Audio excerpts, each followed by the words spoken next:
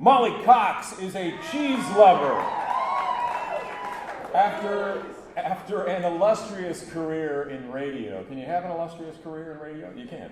Molly Cox, who is a native of Corpus Christi, moved to San Antonio in 2006. She spends her days working as the chief of engagement with SA 2020 and eating copious amounts of cheese. That's her entire resume right there.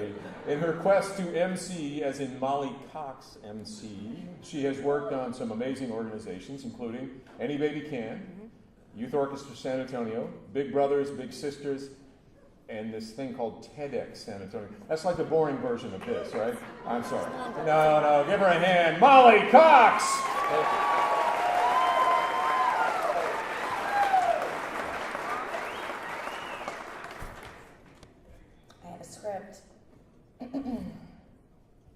Rick Frederick said that it's good that I talk fast. Thank you. I just wish I had Show's accent. It would be better that way. All right, here we go. I am overrun with thoughts that keep me up at night. I think about them all day long, and they are sometimes very, very simple. Things like, do you think the reason that giraffes are so skinny is because it takes too much time for the food to travel down their skinny necks? So by the time it gets to their stomach, they just lost interest in eating and they just move on to other things. I sometimes think about song lyrics and how they would be better if they actually said what I thought they did, or maybe just better for me, or maybe better as just a state of mind, because I'm going to sing as loud as I want to, whether the words are right or not. I once had a guy call a radio station I was working for and ask me to play Do It Like a Lady by Aerosmith, and I thought, that would be a good song. Sometimes I think about snakes in the toilet. Seriously, every time I sit down on a toilet, I check to make sure that there's not a snake inside it, because I can't imagine being bitten by a venomous snake and having your loved one find you on the floor of your bathroom, your pants down around your knees, dead from a snake bite to the ass. Maybe you share these thoughts. Maybe you've never thought about them in your entire life. Maybe you now will. And actually, although a room full of people who fear a snake bite in the ass on their porcelain toilet bowl couldn't better illustrate first world problems. When I was first asked to do this thing, I began chronicling the stuff I'd like to chit-chat about, and the list kept growing and growing, ranging from the mundane to the bizarre, the political, to the things that would get me in trouble. I mean, this is what happens when you ask someone who is overrun with thoughts to just limit herself to 20 slides. And then I thought, why can't I talk about all the things? I mean, I get 20 seconds for each slide.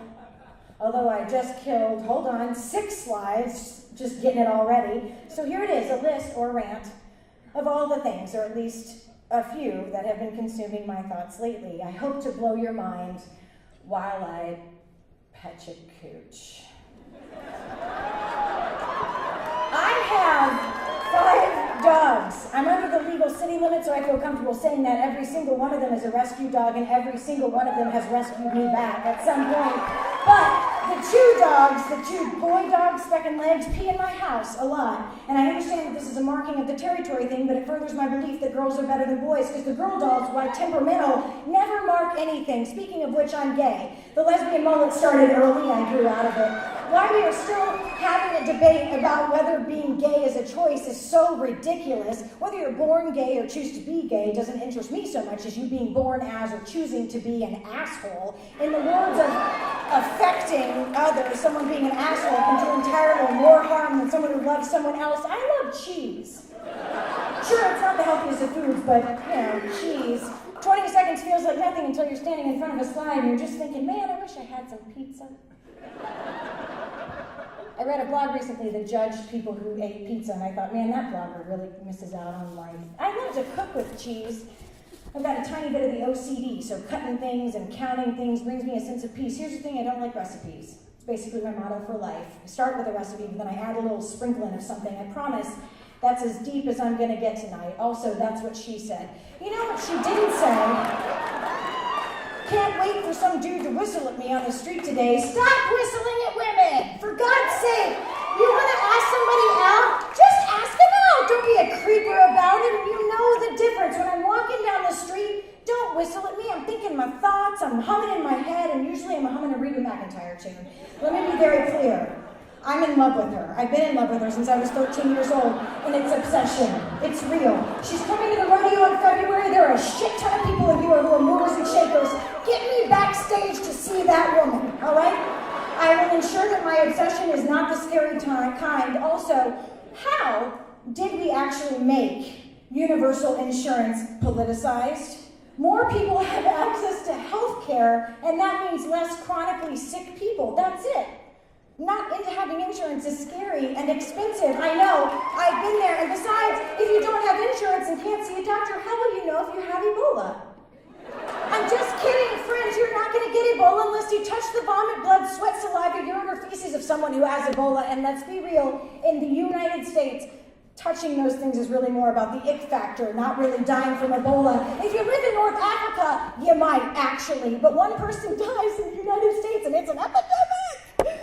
First world problems to the nth degree. P.S. If you describe yourself to me using the phrase change agent or talk to me about your tribe or filling your bucket, I'm immediately suspicious of you. There, I said it, okay? Also, if you are a self-proclaimed change agent and can get me backstage to meet Reba McEntire, that last statement was not for you. In my life, I have had the good fortune of meeting some amazing human beings, people who spend their days getting people insured, talking about accessibility, talking about equal rights. I know a person who paid for a stranger's kid's college tuition just because he saw something in him. You're never going to hear about these people. You know why? They don't introduce themselves as change agents. They just create change. When you ask a kid, what are you passionate about? You're going to hear things like gay rights and immigration reform, and I'm reminded that the children are our future. You teach them well, you let them lead the way. Somebody else said that first, but you get where I'm going with this. Why we are still saying things like college is not for everybody and not saying things like opportunity is for everyone is beyond me. I'm a theater kid.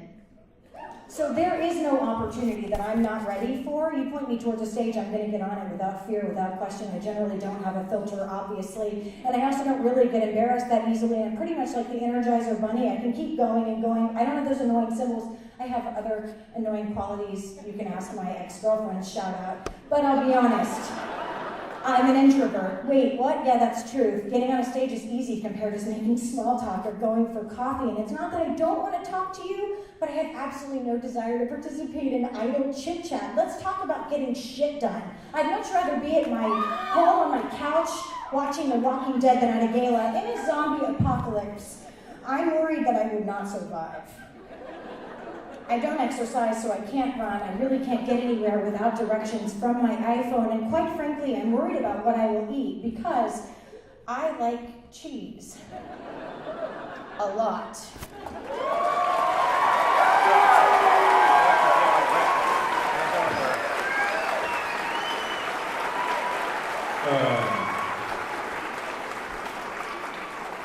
Okay, your ex-girlfriend said that you're a change agent. Is that right? Is that Lies. All lies.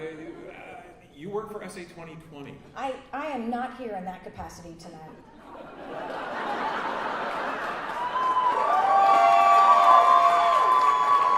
Somebody please tell Daryl Bird that I actually said that. Tights aren't pants. They aren't. That's it. There's nothing to talk about. They're not pants. I don't care how long your sweater is. They're not pants. They're tights. They go under things. You ever been snake bitten on your ass?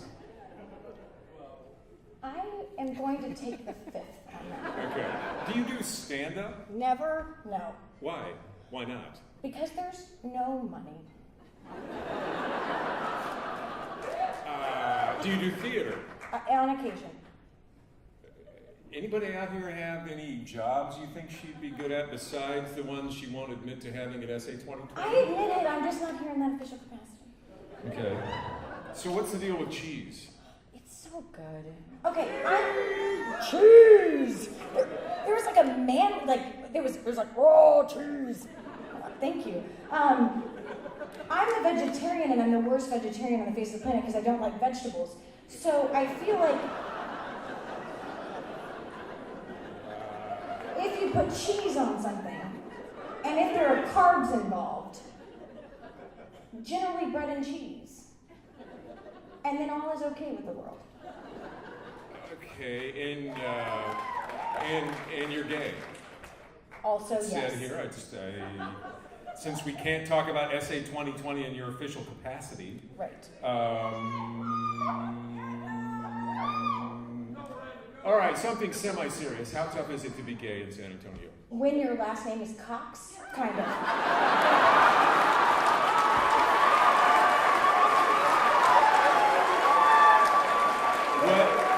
What would you rather your last name be, Cox? Well, here's the deal, Beamer. I grew up on Beaver Creek. That is not a joke. Is that like way down south in Beaver Creek? I grew up on Beaver Creek. My last name is Cox, and my mom still thinks it's a phase. So I don't know. Beamer is a great last name. If I was Molly Beamer, the lesbian, I could run this fucking Well, you could get married. You could be Beamer Cox. You can have the name. I've given it to a few other women that.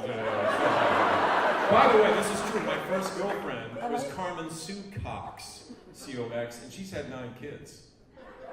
I think she's gay too. I could be her daughter. So now, why aren't you up on? Did you felt that? You felt it? I'm just saying. I've been known to give it to.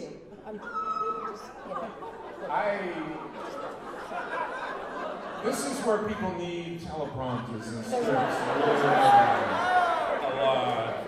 There are a lot more questions, and if you're going to be around later on, please give it up for my ex-girlfriend, Molly, Change Agent Cox.